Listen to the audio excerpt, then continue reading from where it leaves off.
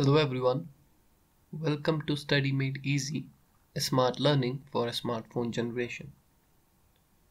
Now in this video, I'll be continuing my discussion on kinematics, and in this video, I'll be deriving the equation for the time of flight, the equation for the range of the projectile, and the maximum height reached by the projectile.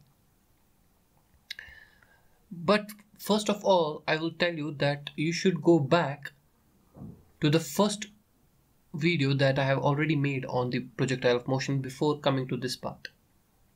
So let us first derive the time of flight of the projectile. Now what basically time of flight means?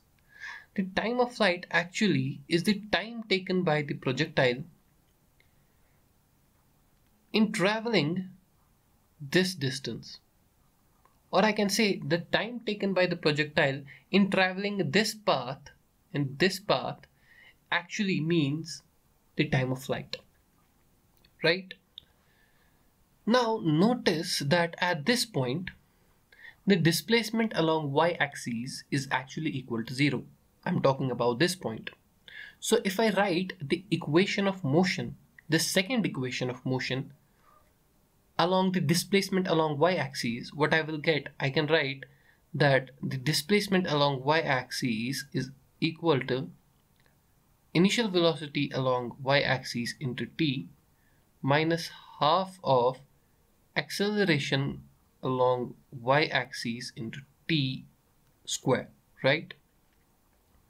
Now notice that if the projectile is being thrown with an initial velocity, let me say u, its horizontal component along x-axis will be equal to u cos of theta, and its component along y-axis will be equal to u sine of theta, right? So as I have already told you that at this point the displacement along y-axis will be equal to 0, which means that Sy will be equal to 0 at this point, right? So if I substitute the value here, I will get uy into t minus half of ay into t square, and that will be equal to 0. Now what I will do here is that I will take t common and I will get this. I'll be left with uy minus half of ay into t, and that will be equal to 0. Now notice that either this term will be equal to 0 or this term will be equal to 0. Now if I treat this term equal to 0, I will get initial velocity along y minus half of ay t, and that will be equal to 0. Or if I rearrange this, what I will get, I'll get t will be equal to twice uy over ay.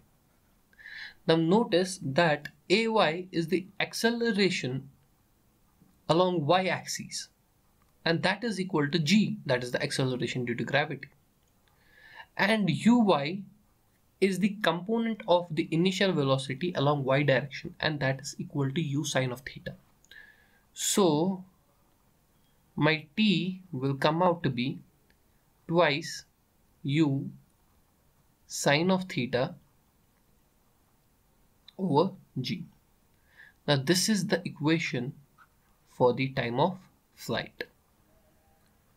Now let's move and derive the equation for the range of the projectile. Now what does the range of the projectile actually means? Now the range of the projectile actually means that it is the horizontal distance traveled by the projectile during its motion.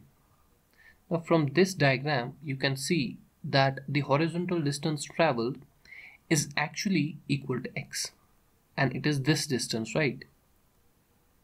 So if I write the second equation of motion for the x component of displacement, what I will get, I can write x will be equal to simply ux into t minus half of ax into t raised power square, right?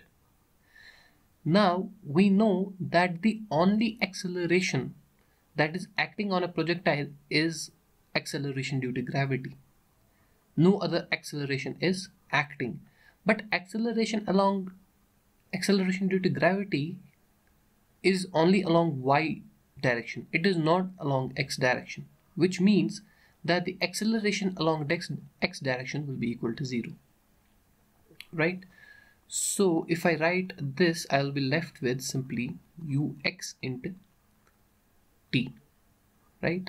Now ux is the component of the initial velocity along x-axis and t is the time of flight, which implies if I substitute those values, I will get something this.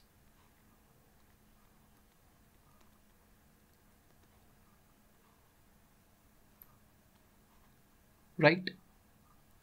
Now if I rearrange this, I can get u square twice u, sorry, not u, twice, let me rub this, twice sine of theta into cos of theta over g.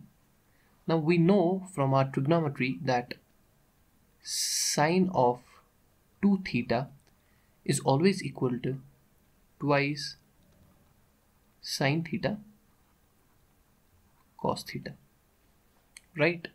So if I substitute this value in this, I'll get x will be equal to simply u square sine of 2 theta over g. Now this is my equation for the range of the projectile. Now let's move ahead and derive the equation for the maximum height reached by the projectile.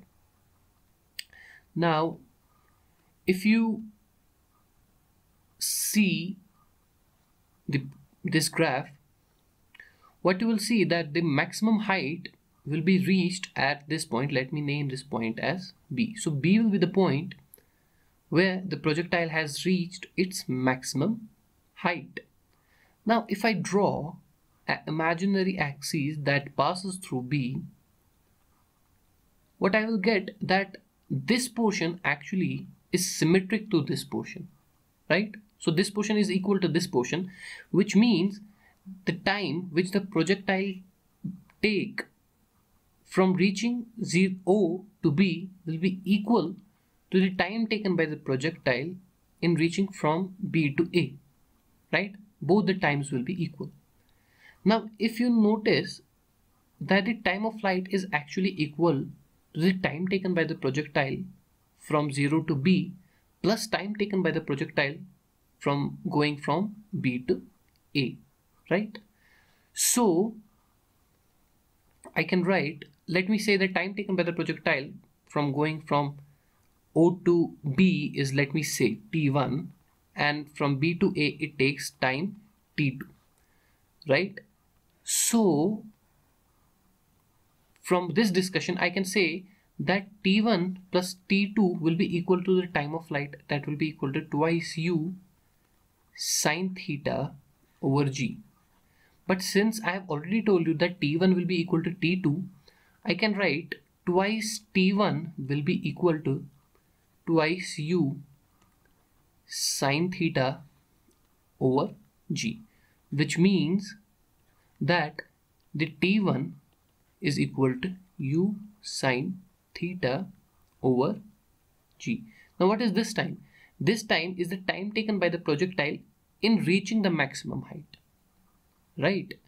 So if I write the equation of motion, I can write Sy will be equal to simply uy into t minus half of ay t1, let me write this t1 square, right? Now if I substitute Sy by y max, that is the maximum height reached, I'll get y max will be equal to simply y can be written as u sine of theta. T1 can be written as u sine of theta over g minus half of ay is the acceleration due to gravity, that is g, and t1 square can be written as simply u square sine square theta into g square. Now here 1g will cancel out, and if I simplify this, I will get u square sine square theta over g minus half of u square sine square theta over g. Now if you subtract this quantity from this quantity, what you will get is that y max will be equal to simply u square sine square theta by 2g. This is the maximum height reached by the projectile.